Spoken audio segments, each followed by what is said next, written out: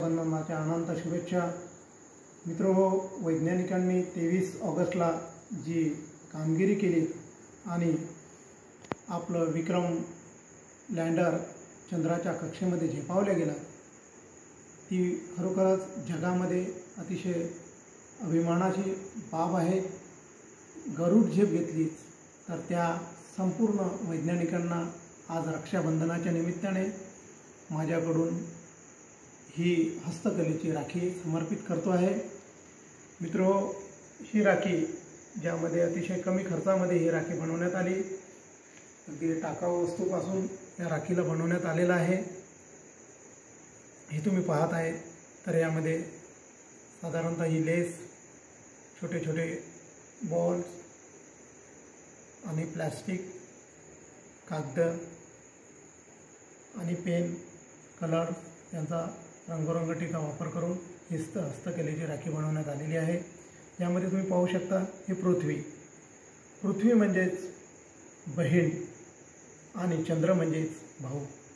आजच्या दिवसाचं महत्त्व हा सुवर्ण योग आहे आणि हा भाऊ निश्चितच या बहिणीला या मोहिमेअंतर्गत शेवटी काही ना काहीतरी भेटवस्तू बहुमूल्याच्या देईल यात शंका नाही।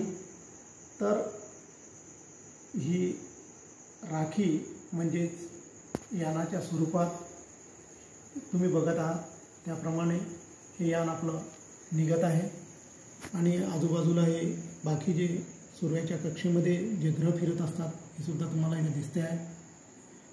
आणि ही राखी घेऊन म्हणजेच हे यान 23 ऑगस्टला या चंद्राच्या कक्षेमध्ये स्थिर झालं, उतरलेलं आहे। आणि तुम्ही इथं पाहू शकता आजचे रक्षाबंधन त्यानिमित्ताने इस्रोचा लोगो तुम्हाला इथे दिसत आहे, अशोक चिन्ह तुम्हाला इथे दिसते आहे, तेच आपलं विक्रम लँडर। आणि या लँडरमधून जेव्हा प्रज्ञान रोवर निघालं तर त्यांच्या चाकाने हे दोन चिन्ह उमटते आहे, म्हणजेच जणू पृथ्वी बहीण आपल्या भावाला आज रक्षाबंधनाच्या दिवशी जो टिक्का लावते आहे तेच एक प्रकारे इस्रोचा हा टिक्का, हा अशोक चिन्हाचा टिक्का आहे। आणि इथं बाजूला तुम्ही पाहत आहेत त्याप्रमाणे अनेक धातू जे भाऊ म्हणजेच चंद्र पृथ्वीला पुन्हा परत भेटवस्तू म्हणून देईल। यामध्ये हेलियम, युरेनियम, त्याचप्रमाणे प्लेटिनियम, सोने, चांदी अनेक धातू निघेल अशी, आणि ही भेटवस्तू आपल्या जगाच्या कल्याणासाठी अतिशय उपयोगाची होईल आणि निश्चितच ही मोहीम एक प्रकारे यश प्राप्त होईल। तर मित्रो, हे आज रक्षाबंधनाच्या निमित्ताने बहीण भावाचं नातं आणि हा भाऊ नक्कीच या पृथ्वीचं आजच्या दिवशी हे टीका लावून शपथ घेते आहे, रक्षण करणार।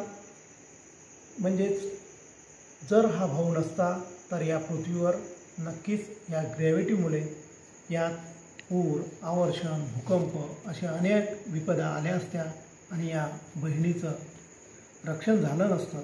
परंतु चंद्र जो आहे तर या ग्रॅव्हिटी पृथ्वीकडून घेते आहे आणि त्यामुळे आज आपल्याकडे जो दिवस आहे तो सुद्धा अतिशय 12 तासामध्ये आहे, तर ती 6 तासाचा होईल आणि असे भूकंप सतत चालू राहील।